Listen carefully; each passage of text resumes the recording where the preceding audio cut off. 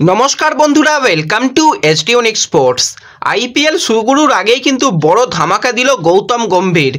KKR दले बिराट परिवर्तन हठात् ही घटिए दिल। अफिशियल भावे कनफार्म हो गेल एबार किन्तु फिल सल्ट कलकाताय आसछे।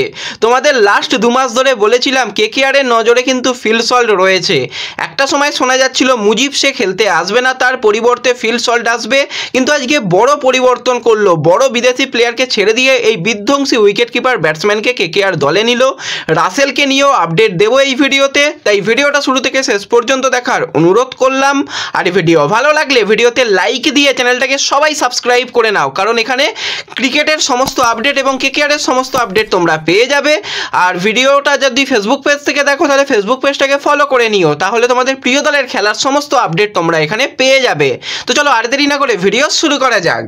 প্রথমেই যদি আমরা কেকেআরের একটুখানি প্র্যাকটিস ক্যাম্প নিয়ে কথা বলি, তো 15 তারিখ থেকেই কিন্তু ইডেনে কেকেআর দল প্র্যাকটিস শুরু করে দেবে, কারণ প্রথম ম্যাচই রয়েছে হায়দ্রাবাদের সঙ্গে ঘরের মাঠে খেলা এবং 23 তারিখ কেকেআর প্রথম ম্যাচ খেলতে চলেছে। তার আগেই কিন্তু কেকেআর দল ইডেনে প্র্যাকটিস শুরু করে দেবে। এখন কিন্তু রীতিমতন কেকেআর একাডেমিতে প্র্যাকটিস হচ্ছে মুম্বাইতে, সেখানে সমস্ত প্লেয়ারই মোটামুটি চলে এসেছে। কয়েকজন প্লেয়ারের আসা বাকি রয়েছে এবং বিদেশি প্লেয়াররা খুব তাড়াতাড়ি আসতে চলেছে। এবং কয়েকদিন আগেই কিন্তু নিজস্ব সোশ্যাল মিডিয়াতে রাসেল জানিয়ে দিয়েছে সে কিন্তু আসতে চলেছে, সে কিন্তু ফ্লাইটে ভ্রমণ করতে চলেছে, এরকমটাই সে আপডেট দিয়ে দিয়েছে।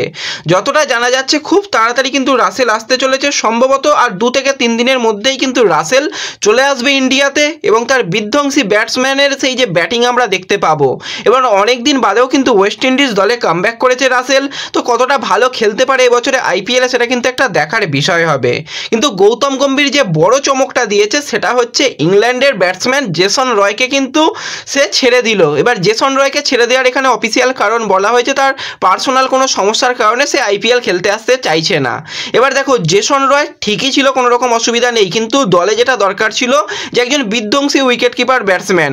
যখন অকশন হয় তার আগেই আমরা বলেছিলাম যে কেকেআরের প্রথম টার্গেট হওয়া দরকার ফিল সল্ট, কারণ যেরকম তার এই মুহূর্তে ফর্মে রয়েছে যে এই বিধ্বংসী মেজাজে ব্যাট করতে পারে, সেক্ষেত্রে ফিল সল্ট অবশ্যই দরকার। কিন্তু ফিল সল্টকে তখন নেওয়া হয়নি, তখন বড় নাম মিচেল স্টার্ককে নেওয়ার পেছনে কিন্তু শেষ পর্যন্ত কেকেআর অল আউট গিয়ে মিচেল স্টার্ককে নিয়েছিল, সেই সময় ফিল সল্টকে কেকেআর নিতে পারেনি।